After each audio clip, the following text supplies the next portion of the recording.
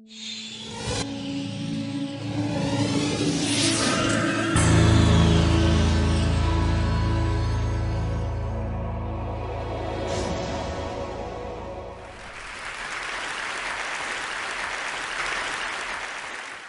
morning. How are you? It's been great, hasn't it? I've been blown away by the whole thing. In fact, I'm leaving.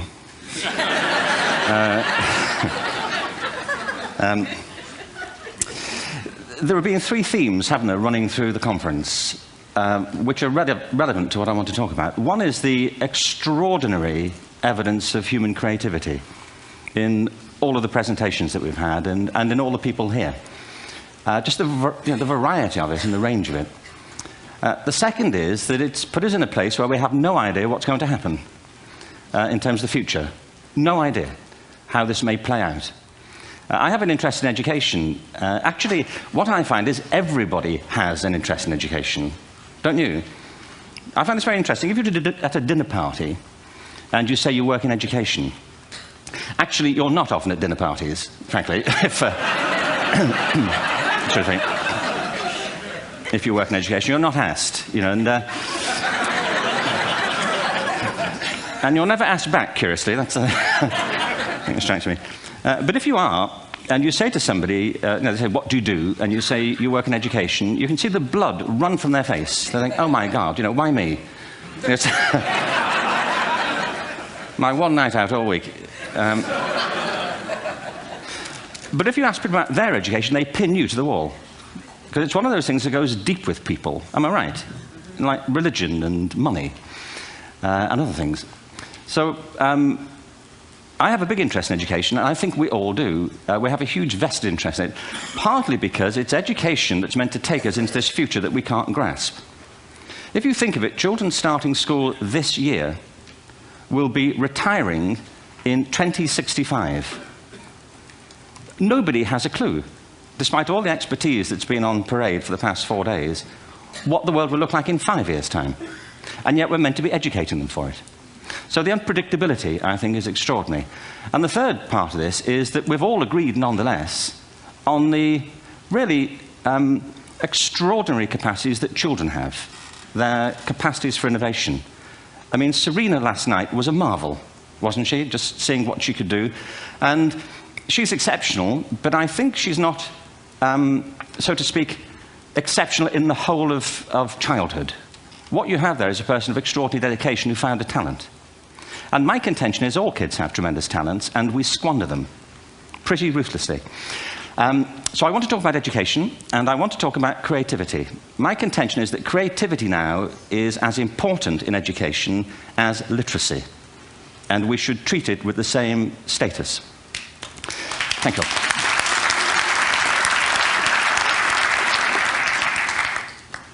That was it, by the way. Thank you very much. So, 15 minutes left.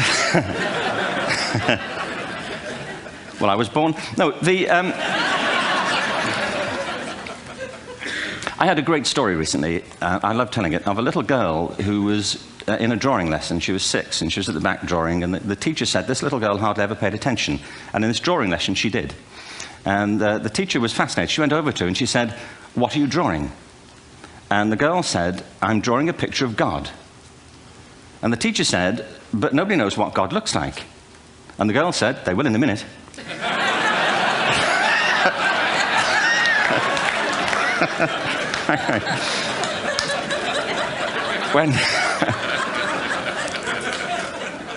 When my son was 4 in England, actually he was 4 everywhere, to be honest. I mean, if we're being strict about it, wherever he went, he was 4 that year. But he was in the Nativity play. Do you remember the story? No, it was big. It was a big story. Mel Gibson did the sequel. You may have seen it. I don't know. It was Nativity 2. But James got the part of Joseph, which we were thrilled about. We consider this to be one of the lead parts. We had the place crammed full of agents and T-shirts, you know. James Robinson is Joseph. He didn't have to speak, but do you know the bit where the 3 kings come in? They come in bearing gifts, and they bring gold, frankincense, and myrrh. This really happened. We're sitting there, and they, I think, just went out of sequence. Because we talked to the little boy afterwards and said, you know, are you okay with that? And they said, yeah, why was that wrong? They just switched. I think that was it. Anyway, the three boys came in, little 4-year-olds with tea towels on their heads, and they put these boxes down. The first boy said, "I bring you gold." And the second boy said, "I bring you mare." And the third boy said, "Frank sent this."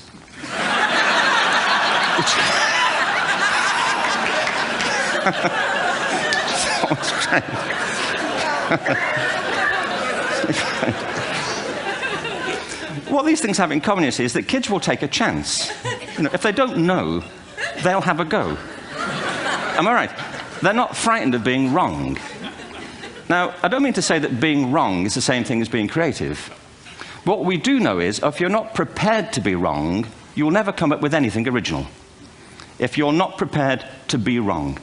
And by the time they get to be adults, most kids have lost that capacity. They have become frightened of being wrong. And we run our companies this, by the way. We stigmatize mistakes. And we're now running national education systems where mistakes are the worst thing you can make. And the result is that we are educating people out of their creative capacities. Picasso once said this. He said that all children are born artists. The problem is to remain an artist as we grow up. I believe this passionately, that we don't grow into creativity, we grow out of it. Or rather, we get educated out of it. So why is this? I lived in Stratford-on-Avon until about 5 years ago. In fact, we moved from Stratford to Los Angeles. So you can imagine what a seamless transition, you know, this was from LA. Actually, we lived in a place called Snitterfield, just outside Stratford, which is where Shakespeare's father was born. Are you struck by a new thought? I was. You don't think of Shakespeare having a father, do you? Do you? Because you don't think of Shakespeare being a child. Do you? Shakespeare being 7. I never thought of it. I mean, he was 7 at some point. He was in somebody's English class, wasn't he? Do you understand? Really? How annoying would that be? You know?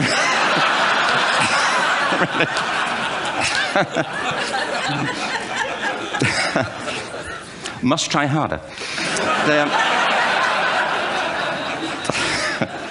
Being sent to bed by his dad to Shakespeare. Go to bed now, you know, to William Shakespeare, you know, and put the pencil down, you know, and stop speaking like that. You know, it's confusing everybody.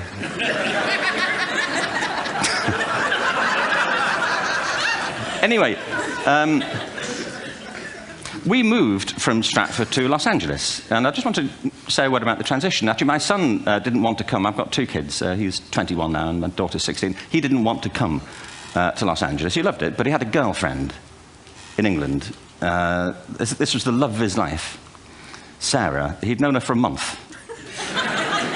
Mind you, they'd had their 4th anniversary by then, because it's a long time when you're 16. Anyway, he was really upset on the plane. He said, "I'll never find another girl like Sarah." And we were rather pleased about that, frankly, because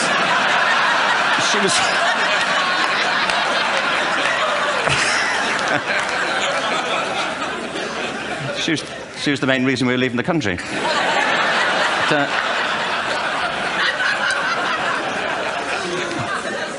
But something strikes you when you move to America and when you travel around the world. Every education system on Earth has the same hierarchy of subjects. Everyone, doesn't matter where you go. You think it would be otherwise, but it isn't. At the top are mathematics and languages, then the humanities, and at the bottom are the arts, everywhere on Earth. And in pretty much every system, too, there's a hierarchy within the arts. Art and music are normally given a higher status in schools than drama and dance. There isn't an education system on the planet that teaches dance every day to children the way we teach them mathematics. Why? Why not? I think this is rather important. I think maths is very important, but so is dance. Children dance all the time if they're allowed to. We all do. We all have bodies, don't we? You know, did I miss a meeting? I mean, I think... Truthfully, what happens is, as children grow up, we start to educate them progressively from the waist up. And then we focus on their heads, and slightly to one side. If you were to visit education as an alien and say, what's it for, public education, I think you'd have to conclude, if you look at the output, you know, who really succeeds by this? Who does everything they should? Who gets all the brownie points? You know, who are the winners? I think you'd have to conclude the whole purpose of public education throughout the world is to produce university professors. Isn't it? They're the people who come out the top. And I used to be one. So there, you know. But And I like university professors, but, you know, we shouldn't hold them up as the high watermark of all human achievement. They're just a form of life. You know, another form of life. But they're rather curious, and I say this out of affection for them. There's something curious about professors. In my experience, not all of them, but typically, they live in their heads. They live up there, and slightly to one side. They're disembodied, you know, in a kind of literal way. You know, they look upon their body as a form of transport for their heads. You know, it's... Don't they? It's a way of getting their head to meetings.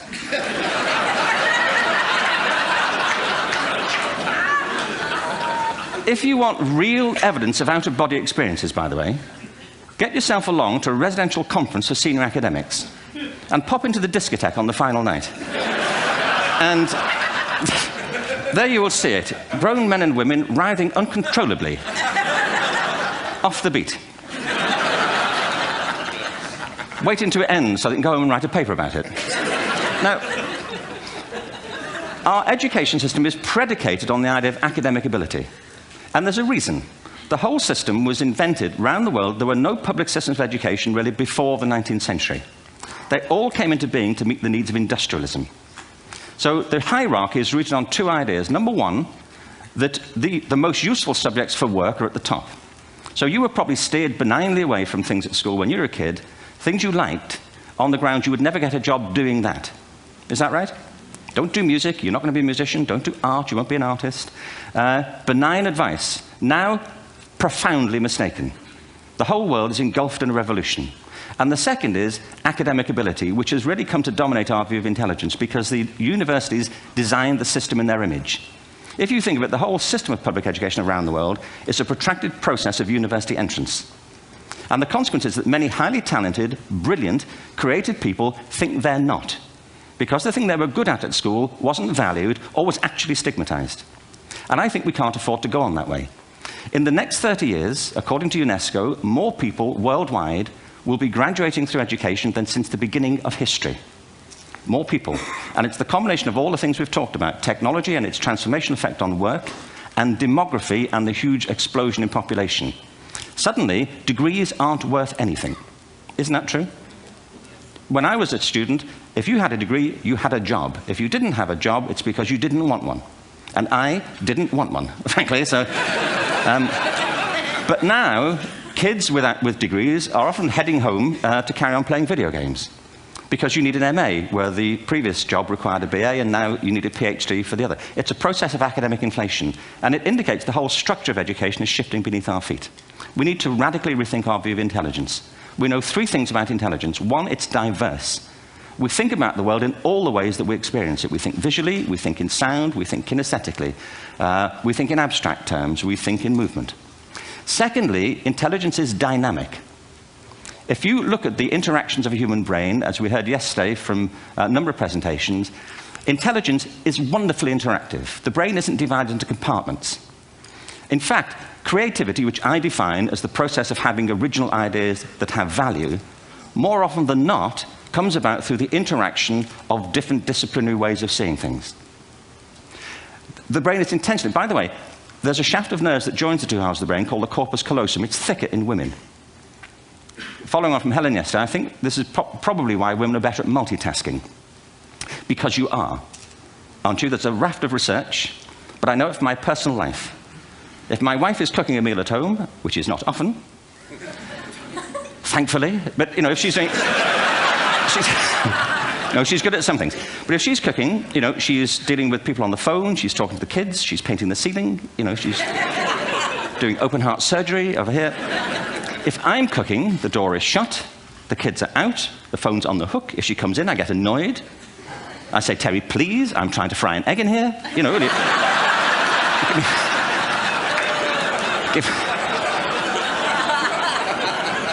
Give me a break. Actually, there was, do you know that old philosophical thing? If a tree falls in a forest and nobody hears it, did it happen? Remember that old chestnut? I saw a great T-shirt, really, recently, which said, if a man speaks his mind in a forest and no woman hears him, is he still wrong?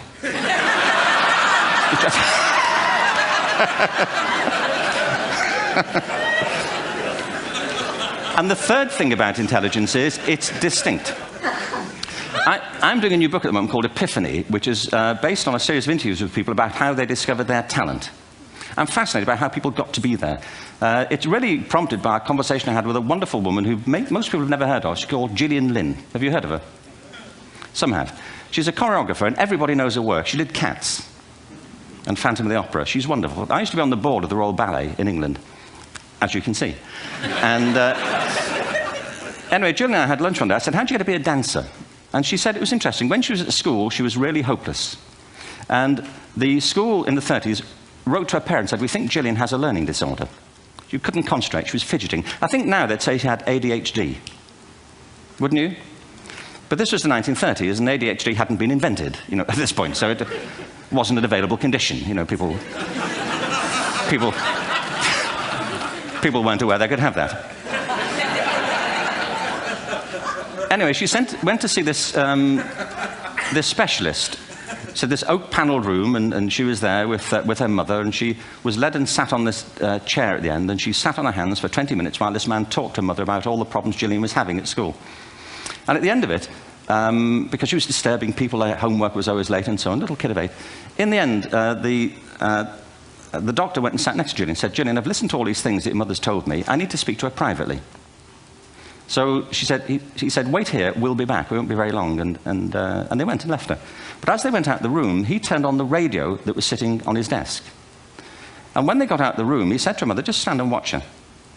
And the minute they left the room, she said she was on her feet, moving to the music. And they watched for a few minutes, and he turned to her mother, and he said, Mrs. Lynn, Gillian isn't sick. She's a dancer. Take her to a dance school. I said, what happened? He said, she did. I can't tell you how wonderful it was. We walked in this room, and it was full of people like me. People who couldn't sit still. People who had to move to think. Who had to move to think. They did ballet, they did tap, they did jazz, they did modern, they did contemporary. She was eventually auditioned for the Royal Ballet School. She became a soloist. She had a wonderful career at the Royal Ballet. She eventually graduated from the Royal Ballet School, found her own company, the Gillian Dance Company, met Andrew Lloyd Webber. She's been responsible for some of the most successful musical theatre productions in history. She's given pleasure to millions, and she's a multi-millionaire. Somebody else might have put her on medication and told her to calm down. Now, I think...